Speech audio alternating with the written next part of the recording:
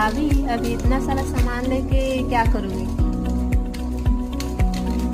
জিনিস কিনতে তো বন্ধুরা দারুণ লাগে, আশা করি সবাইকার ভালো লাগে, কিন্তু এই জিনিস গোছানো এটা সবচেয়ে বাজে কাজ যেটা আমি এখন করতে পেরেছি।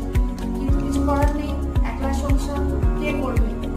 ওই চায়ের ডাব্বায় চা পাতা ঢালছি, মানে এত কিছু সব দিয়ে তারপর রাত্রেবেলা ডিনার করা ইচ্ছে করছে না, কিন্তু তাও